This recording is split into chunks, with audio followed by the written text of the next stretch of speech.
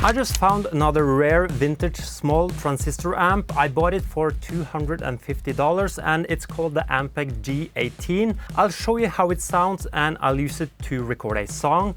I really want to see if I'm able to get unique big guitar tones out of a small amp like this. I'm a huge fan of Ampeg guitar tones and it would be practical to get those sounds from something smaller and with less volume than with my other Ampeg alternatives. This video is brought to you by the Aeros Loop Studio Gold Edition by Singular Sound.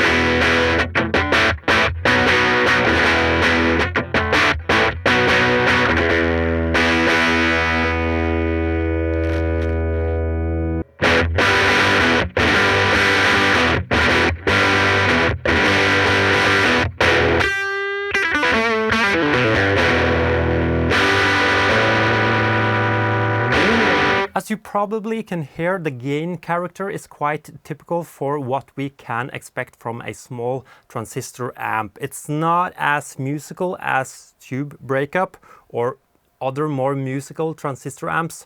Trust me, transistor amps can sound surprisingly good, but I think I like the non-traditional breakup that you get with this small amp. But if you didn't like the driven sounds you just heard, you must agree that the clean tones were pretty good, right? Let's add some reverb from the Universal Audio Golden Reverberator to that clean tone and appreciate how good this 40-year-old mini amp sounds.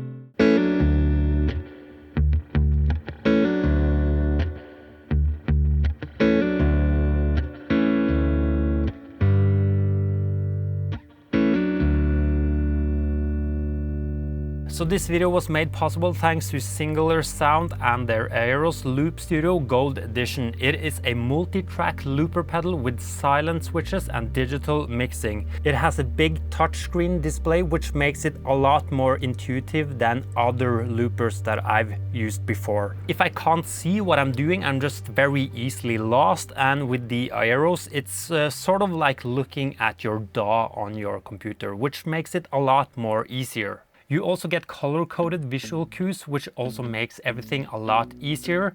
Very nice. And since your hands are a bit tied up with the playing part when you are looping, controlling the Aeros with your feet is also very easy. The switches are silent and they respond when they should respond. Timing is of course very important when you are looping, so I need the foot switches to do what they are going to do exactly when I want them to do it.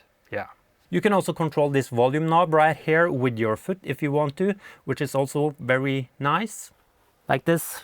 And here are some other very nice features. Auto quantize, intelligent end of measure forgiveness, and easy undo and redo commands, 2x2 and 6x6 playing modes, and pairing with the beat buddy from Singular Sound, and the list goes on. And I really recommend to use a looper for rehearsing the guitar and to create music. And I really think the Aeros is a superb choice when it comes to loopers.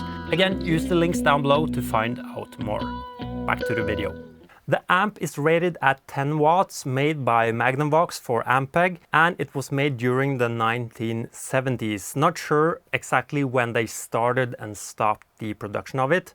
It has an 8-inch speaker, close back, a high and low input, volume, treble and bass. According to reverb.com, they usually sell for between $100 and $200 US, which means I paid a bit more than I should have. It's not uncommon though that the vintage gear is a bit more expensive here in Scandinavia. And now to the main thing for me, can I use this amp for something real? For me that is to record music and try to get original guitar tones. The crux in this case is the small speaker. I want to get big guitar tones, I guess all of us wants that. And the size here is sort of fighting against that, I think at least. So here is the process of recording some music with it. After that, I will let you know if I think this is a vintage sleeper amp I want to recommend. So the plan is to try to push it with an overdrive pedal or a boost. I'm going to use the same mic as for the demo, this one. And for the other side, I'm going for a more fuzzy type of character, so probably a fuzz pedal, but I still want to push a lot of volume into the amp because I still want some character from this amp. I think the challenge will be low end, basically. Will we get enough low end? Because I don't want this track to sound like it was recorded with a very small amp. So low end, I've moved the mic very close to the amp, so I'm hoping we will get enough. Let's try. Okay, so I've done some testing for the overdrive side and I've landed on this pedal, the cartographer from Matthews Effects, where you can do some boosting of frequencies, which is perfect for this type of sound. So now I'm going to record that part. Yeah.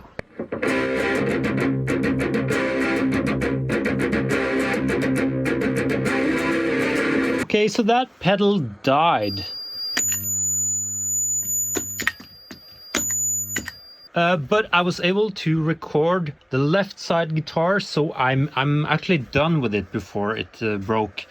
So yeah, need to find what to use on the other guitar track. I'm thinking fuzz might be a bit too much, but I want to try that, and maybe we do overdrive on that side as well. Yes. I found the other guitar sound. It's a equalizer, and this is a pedal that I demoed a while back. It was a Kickstarter campaign. I think you cannot get this pedal, unfortunately, but it's a very good overdrive. So let's record the second guitar.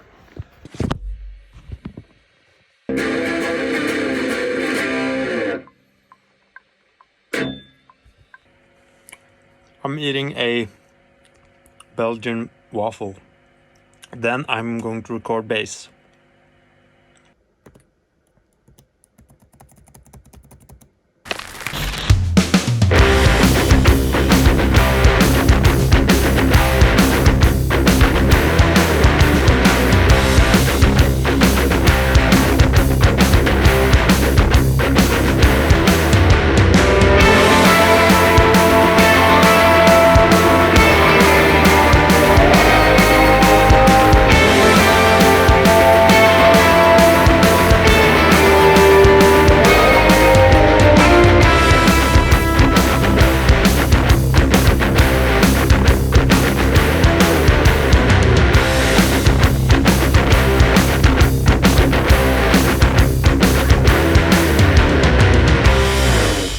Please let me know what you think of the tones. Myself, I really like them. I like them quite a lot actually, but it did take a lot of tweaking to get them.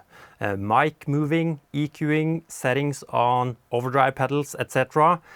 And I think I could have achieved similar or even better tones by using other bigger amps that I have. I also got a lot of the gain character from the drive pedals and not necessarily from the amp. But there's there's some of the amp character in there as well. I do still recommend the ampeg G18 though. The cleans are really good, as you heard, and it's another fun amp for recording, but it's more of a weird amp, similar to the PV Decade. You get a lot of character for the price, and especially if you think about like vintage character for the price. Yeah. Thanks again to Singular Sound for sponsoring this video. Here are the guitars soloed from that song so you can hear them even better. Bye.